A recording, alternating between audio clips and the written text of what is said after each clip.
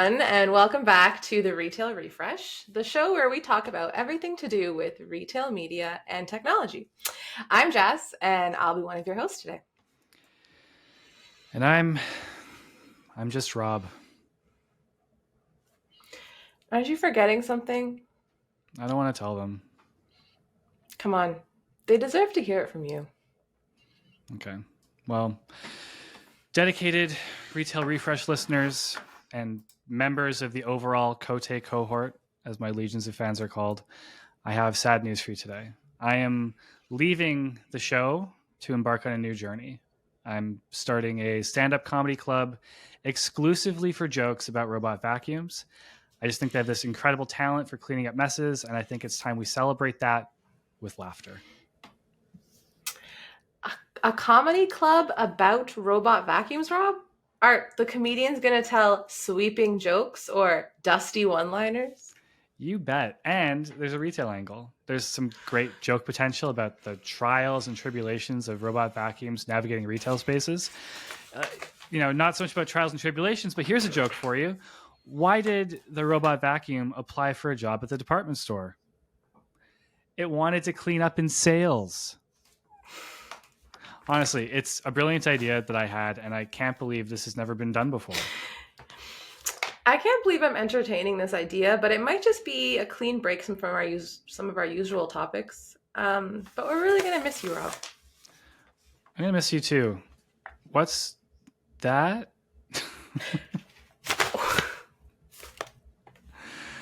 That's better.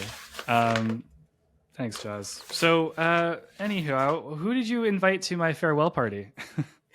I'm so glad you asked. We have someone who can actually really help you promote this comedy club. Today, we have Troy Townsend, co-founder and CEO at Zitcha.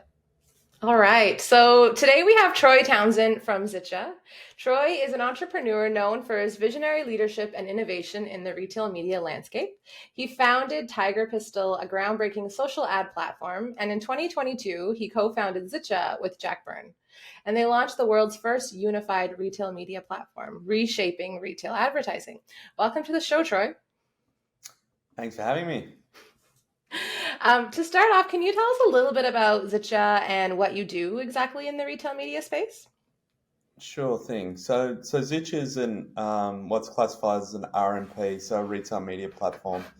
We're built specifically for retailers to help retailers build their RMNs, so their retail media network. So our technology basically helps a retailer bring all of their inventory to market, inventory from on-site ads, off-site ads, and also in-store ad capabilities. So we sit across the entire spectrum of RMNs just to make it super simple for retailers to create all their inventory, but also for brands to be able to fully self-serve across the entire ecosystem of a retailer's retail media network. Now, you said you're active all across the spectrum, but I think that, like us, the in-store environment is near and dear to your hearts. Can you maybe tell us why you think the in-store environment is so important to retail media? Yeah, totally. I mean, in-store is where 90% of all transactions happen with most retailers. So number one, it's the closest point of purchase for the customer. And I think, funnily enough, in-store has probably been the last piece of the puzzle that retailers have started to look at. I mean, the in-store environment has always been a creation for retailers to help drive sales through their joint business planning. But when it comes to retail media, in-store is really been the last piece, which I think is the last frontier of retailers' digital transformation. So the beauty of what we're starting to see happen in store now is, number one, with screens, for example, they're really, really simple for brands to be able to buy. So the ability to fully automate the process of buying delivery is a hell of a lot simpler. So brands love that, and brands love something that they can actually see.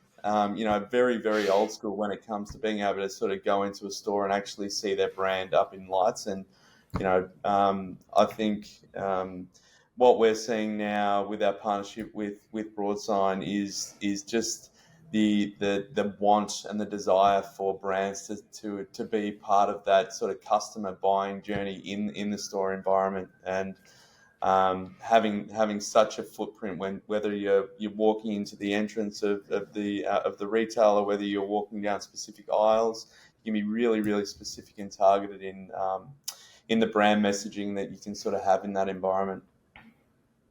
Yeah, for sure.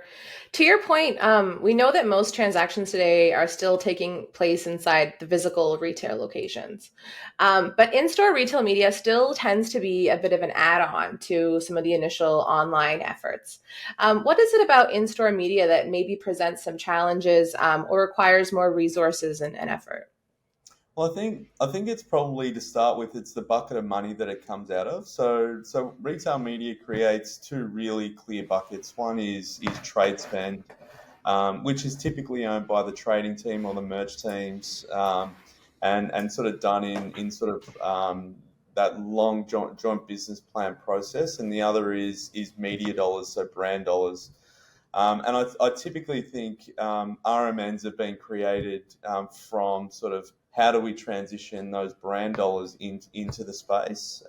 And really the low hanging fruit of that for most retailers has been, how do I monetize my website? It's the easiest, it's digital, it sits within the digital teams. But now what you're starting to see is that retailers are looking at the entire spectrum of the inventory they have to sell, and they're selling that across not only the trade budgets and the joint business plan, but also across the marketing budgets, and making that a hell of a lot easier for the brands to actually spend across. So I think, even though it has been seen as an add-on, I think it's only Mm, been seen as an add-on because it's really starting. It's a new part of what retailers are bringing to market. But what we've seen in the 6 months or so that we've been live with screens is that it is a really core part of the buying journey, whether it be in joint business plans or the brand budgets. mm, So I think that'll change over time. But it is, I mean, it is a different beast for retailers to turn on, right? So how many screens are mm, they going to turn on? What's the footprint of those screens? So I think as 24 rolls through, we're going to start to see a lot more retailers bring screens in to be a core part of the mix, not just have, the on-site piece being the core part of what they're selling. I think, like you, were seeing also that sort of a growing interest in the in-store environment. So you touched on it a little bit. I'm curious, if I'm a retailer sitting on the fence, like, I'm not sure about in-store for whatever reason. Can you maybe expand on what you were saying? Give me a little bit of a pitch. What are you seeing in terms of demand that maybe would convince me to get going? Um, yeah, well, I mean, demand from brands. If you think about, I mean, demand for our first rollouts have been sort of fully sold out at least 3 months in advance. So as soon as the screen networks come up, they're fully sold out within the first 3 months. What we're seeing is retailer actually trying to pull back the ability for brands to be able to book too far in advance. mm, So I think number one, really, really active when it comes to brands wanting to be part of that buying process. So number two is really making the rollout super simple. Like anything can, any retailer can boil the ocean around how they expect brands to buy and how specific they want to be. But a lot of retailers that we're working with is like, let's start simplicity. Like, let's buy the mm, entire network, or let's buy specific areas rather than making it down to a specific aisle, specific screen, specific slot. So just taking it and making it really simple to buy is another critical thing. And we're working with partners like here in Australia. We're working with O Media's retail arm Rio, where they're helping with sort of capexing the opportunity and moving that to opex. So there's going to be a lot of opportunities for retailers to leverage that type of partnership, in order to make it super simple for them to roll out screens in a timely manner. But when you do the math pretty quickly, when there's demand there and there's pent up demand, it's a really, really simple equation to be able to see, screens, whether you've got screens implemented, whether you need to implement screens, when you're connecting that to the revenue flow that will come off the back of them, the ability to roll them to be profitable parts of the RMNs is a really critical thing that we're seeing a lot of retailers really lean into really quickly. So I think that's probably the part, Rob. The other part is like, what's the process post just getting the screens in? So if you think about screens from a transformation perspective, we're still doing, when it comes to the in-store footprint, we're still doing things like end caps, wobblers, like stickers on the floor, stickers on the screens within different parts of the store, right? And what we're going to start to see is that journey start to digitize as well. So I think we're right at the very, very start of the digital transformation journey, or the digitization of the in-store footprint. I think it's going to get stronger and stronger over time, and we're sort of starting to see different players digitize different parts of the store. But a lot of retailers are going to start to move into that space as they see that the connection. And for us, our job is to not only connect the screen so the brands can buy the screens really simply, but how do we connect the screens with transactions so brands can start to see when they're actually spending in this medium, they're actually driving transaction, right? So I think when we're thinking about this transition from what would typically be as a screen network into a retail media network, what we're doing is we're connecting the screen and the touch point that the brands having in store with the transaction volume that's actually deeply connected with that, right? So I think that's where it becomes really, really valuable, not only for the brands but for the retailers to understand the value of the real estate that they've got in their store. Yeah, for sure. There's obviously all different kinds of retailers. So grocery, hardware, clothing, so on. Where are you starting to see some of the biggest opportunities for in-store digital retail media to have an impact within some of those subcategories?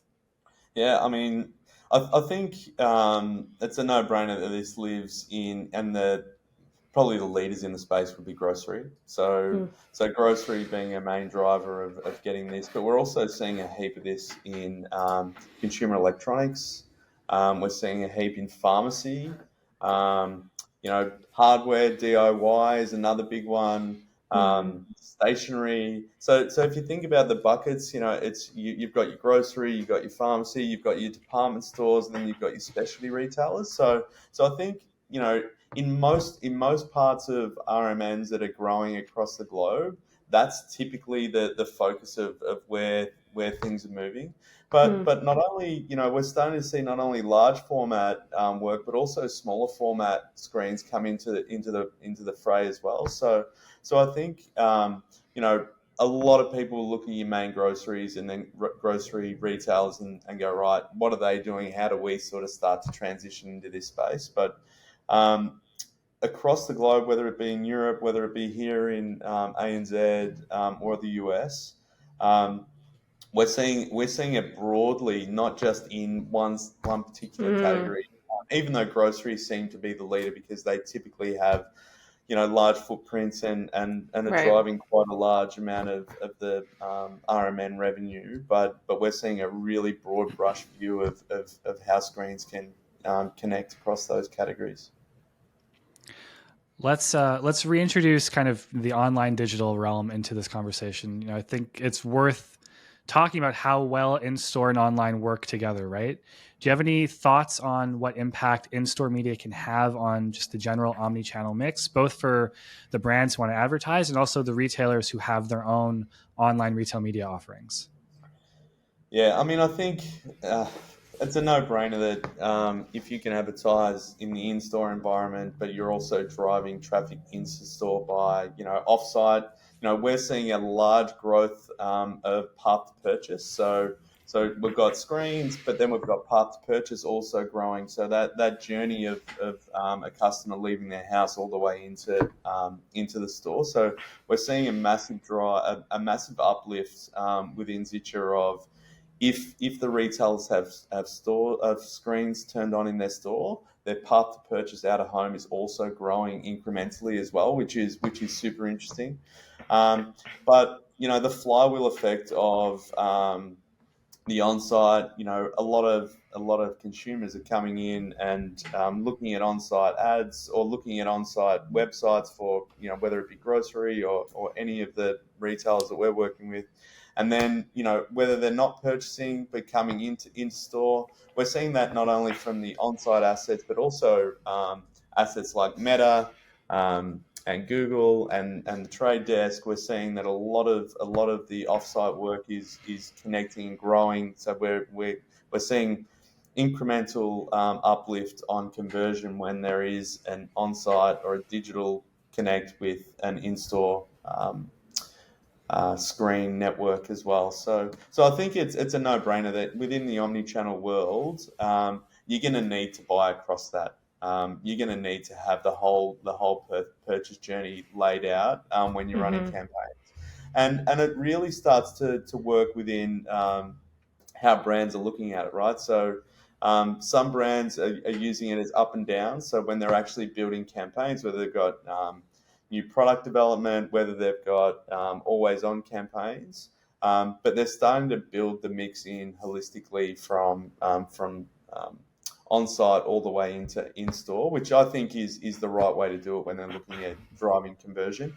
But it's also one of those things that a lot of brands are looking at full funnel campaigns, right? So they might be just running brand top of funnel, where we're seeing they might only run screens and they might run offsite. So they might run Facebook and Google top of funnel broad to the customer base, and they're not as super focused on driving conversion, because I think that's one thing that our retail media is sort of gets a little bit locked into, is like, if I'm going to spend money across a retailer, all I want to do is drive conversion, right? So I have this view of ROAS as being the only path of success. But actually, the beauty of retail media is that you can buy to the specific audience that you want to be able to run your brand campaigns to. And not have to fully worry about conversion. But the beauty is you can start to run as a brand top of funnel campaigns, but you'll still be able to see where the conversion falls to within the retailer, right? Which you can't do in any other channel across the board. So I think that's where brands are going to start to get smarter over the coming years around how they actually are using retail media, and not just looking at it as, right, I want to run sponsored products on a retailer's website, and that's what I call retail media. They're going to start to look at it more like broader media, how they buy across the board with their brand media to be able to see the value. So I think that's sort of the transition that we're starting to see happen with brands that have started to spend in this space over the last 12 to 18 months, to understand how each channel works for them in the space. And I think that's exciting when it comes to really looking at retail media, and we're not just price promotion, and we're just a tile on a website. We're actually holistic media that we can buy across, which I think is the real transition that a lot of retailers are starting to see, and a lot of brands are starting to see.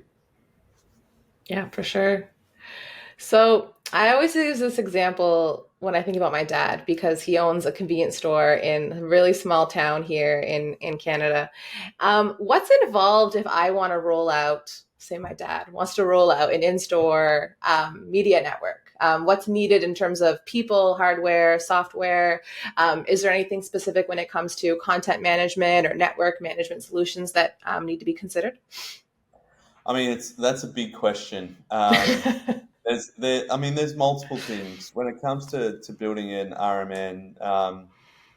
Probably number one is where is the value within the asset. So if C stores is a really really interesting space, I think you're going to see a big transition in C stores next year, especially in the US and North America. The things that he needs to start to think about is, number one, is what inventory does he have to sell, right? So Yeah. C store is super interesting environment, right? But how often does someone go to a website within a C store? So from a C store, you look at your inventory and go, right, so what have I got to sell? I've got screens when I'm at the pump, which is a no-brainer. Number two is I have all my audience data. So from my audience data, how do I get them to my C store? Mm. So things like off-site become really, really important. So where are people that are going to drive into the C store? So I'll be looking at monetizing your Google or your Meta or your path to purchase becomes right. So number one, I understand my inventory. Number Mm. two is like, yes, you're going to have to look at hardware partners, CMSs to be able to go, right, what are we going to connect into? That's where an RMP like Zitcha comes in. We'll Mm. basically help connect the dots of the entire network and make sure we build all the bridges into each piece that will need ads delivered to. And then make it really, really simple for brands to come in and either self-serve or allow the retailer or the C-store chain to do managed service super simply.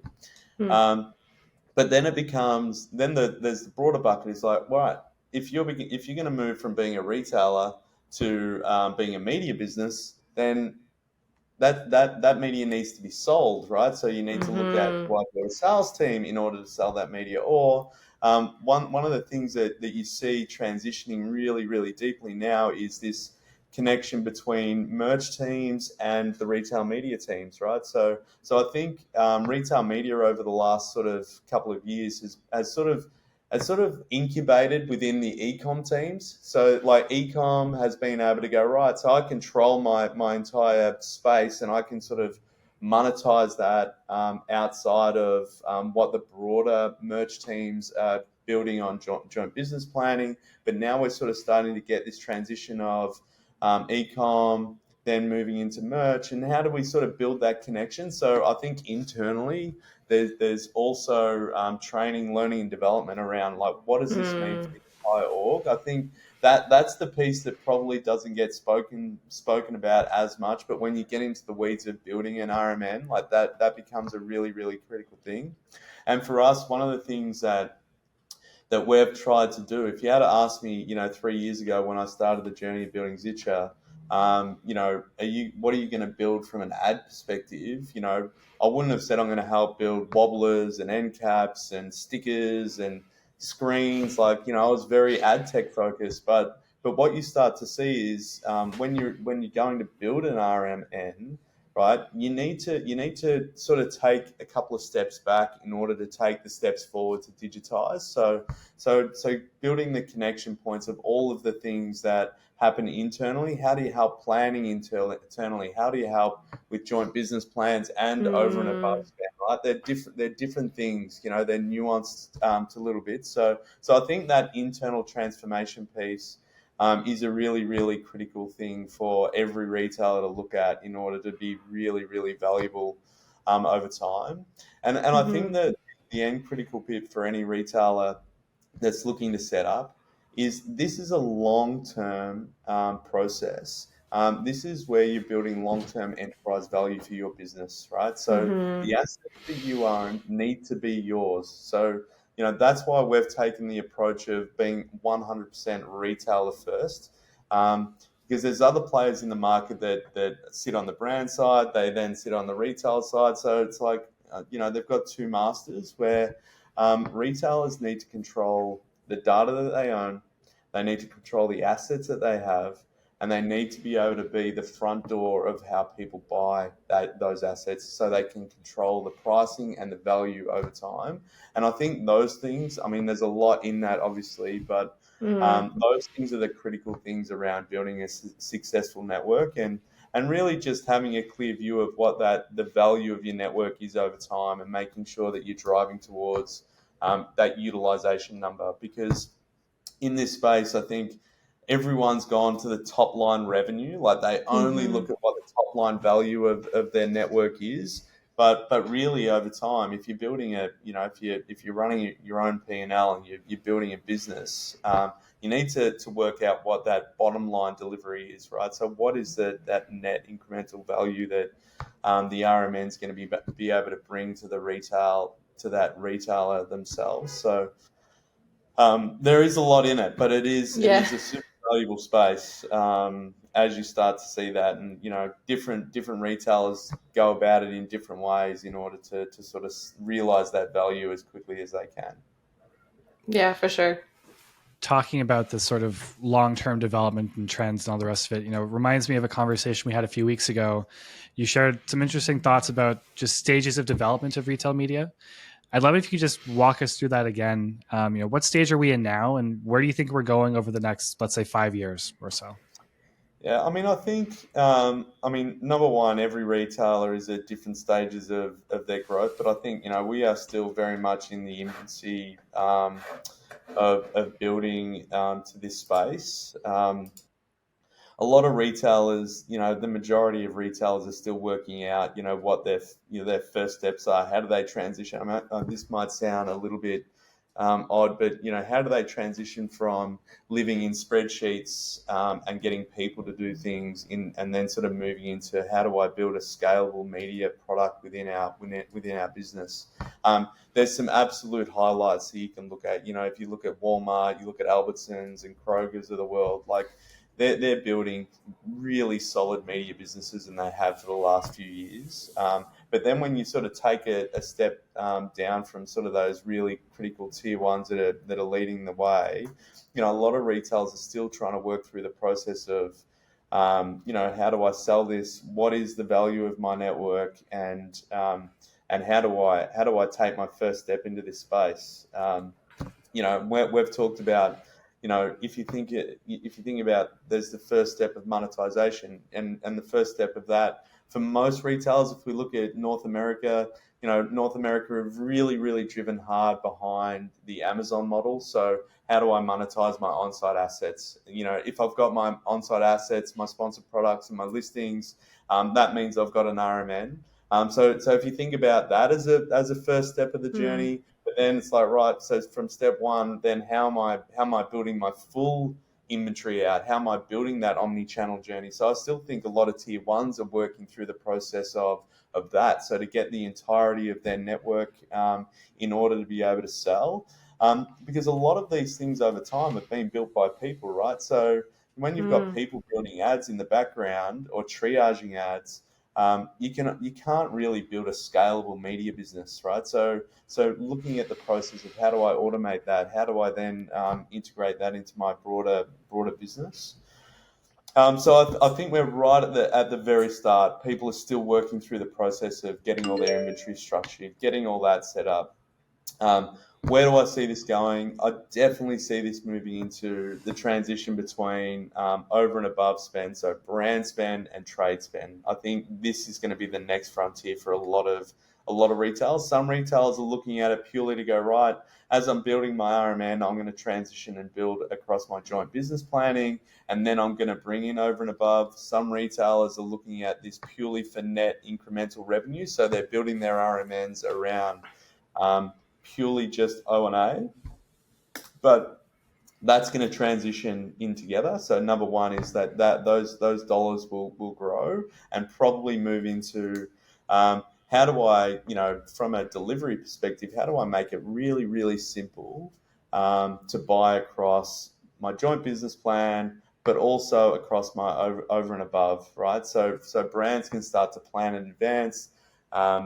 Media owners of the retailers can start to see the value of their networks grow over time through those two buckets. And then what you're going to start to see is the beauty of AI will start to move into the space, right? So we're already doing a heap of work on things like dynamic flooring of pricing. So understanding what, based on demand, how do we automate the process of the cost of that inventory? We're going to start to see things like co-piloting of helping build plans based on where you're seeing the incremental value, what are the channels that are going to work the best for you. So I think that's going to be super interesting in this space. And then from the final frontier, where does the media go, right? Where do we transition media? We're talking still very 2D around. We've got on-site, we've got in-store, and we've got off-site, right? But where will that media transition over time?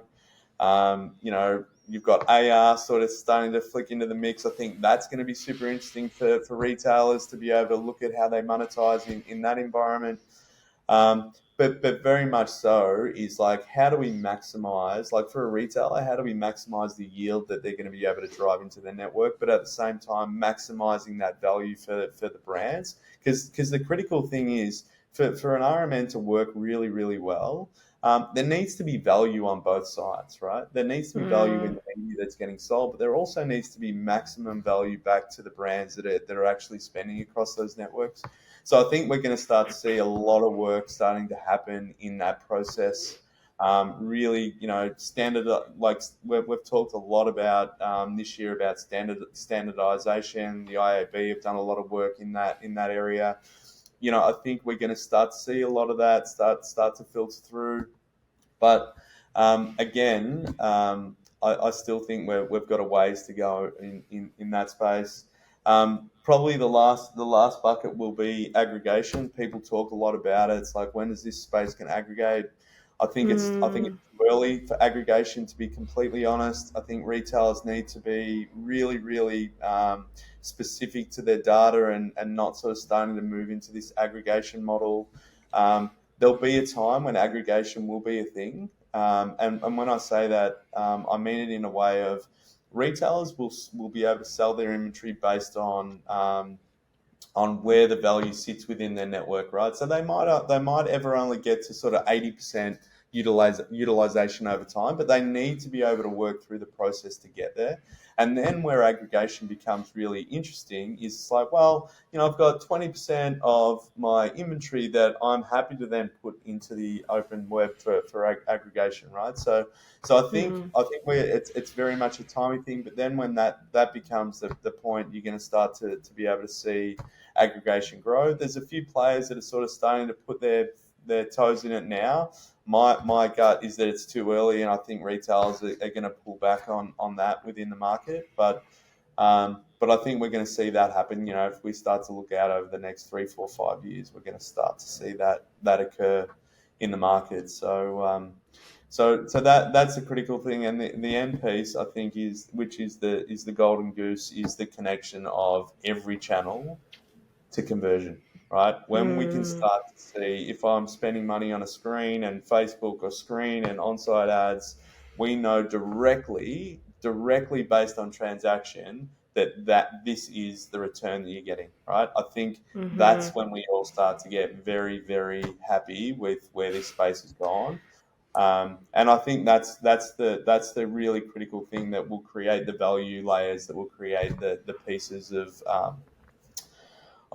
value in this space over time. And it will drive a lot of revenue into this space. That will definitely happen. So it's I think it couldn't be a more exciting space to be working in, I think. From my perspective, it's like the culmination of if you've worked in out of home for 20 years, and you've worked in offsite media for 20 years, and you've worked in in-store, like all of a sudden all of these CDPs, like everything's molding into a single Right. piece, which is RMNs, which is super exciting. Yeah, for sure. Well, obviously, you have seen all different kinds of retail media campaigns with all the different clients that you've worked with.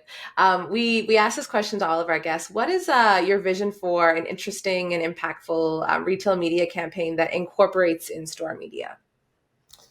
Yeah, that's a good question. I think for me is, number one is getting all the dots connected, right? So having campaigns that actually connect the dots, full omni-channel. Mm. Number one. Um, Number two is, I think the in-store experience can be really ramped up. I think where it sits now, it's awesome, but it could be just so much more.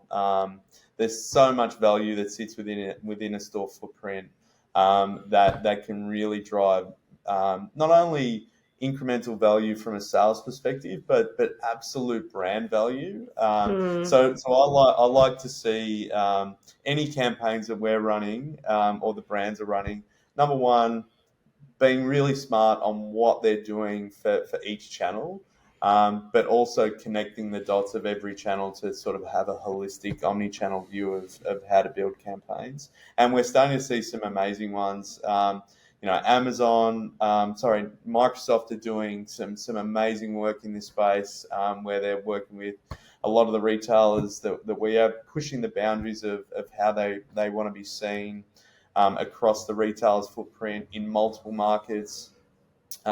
There's some really great examples of how people are using the in-store and the off-site, and also one of the things is retailers are allowing the brands to be brands. Like, they're not being super Mm. specific and templating these things, and allowing them to sort of have their creative brand asset in their environment without sort of trying to make them too specific. So I think if we can start to see a lot more of that happen in the in-store environment, as well as the on-site and the off-site, I think that's for me is the winning type of campaign.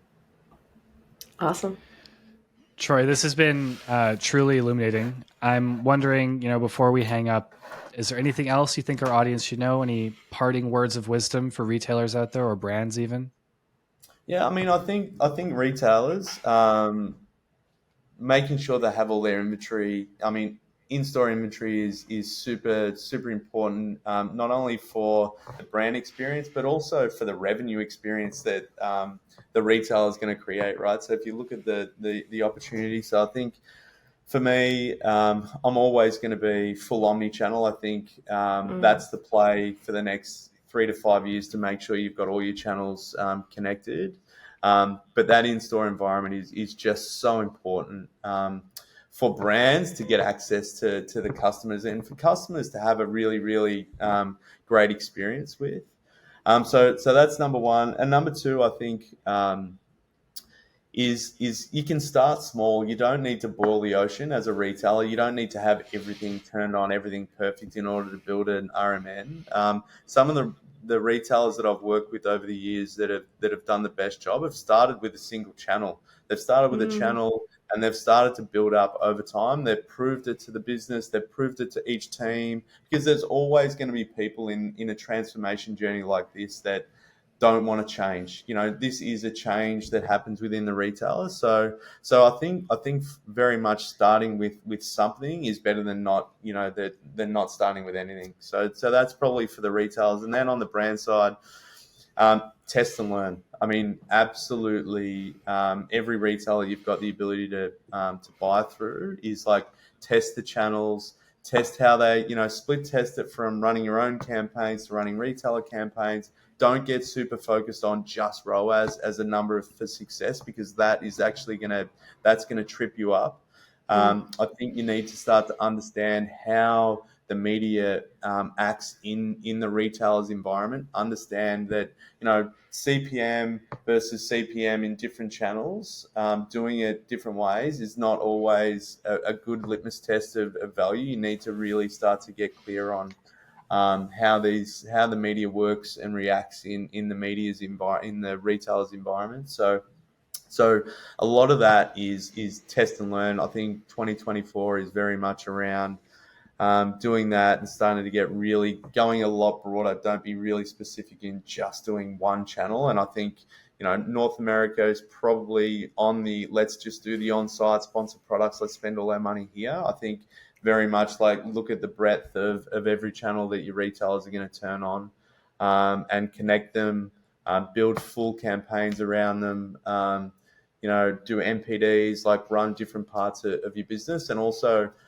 try to decouple and not silo your trade teams or your buying teams and your marketing teams. For brands to be super successful is the connection of those two things. Even though they can run different races, but being able to share the value of how the trade teams are going and what they're buying and what sort of insights they're getting with the over and above, because these two things will mold together over the next sort of 12 to 24 months. So they're the four last pockets of advice. They're great. Is there anywhere in particular folks should go if they want to connect with you or connect with Zitcha? Yeah, I mean, I'm always around on LinkedIn, playing there, so you can always find me on LinkedIn. But just Zitcha.com. If you want to reach out, happy to chat, whether it be retailer side or brand side. help you get started. Awesome. Thanks so much for joining us, Troy. Thank you.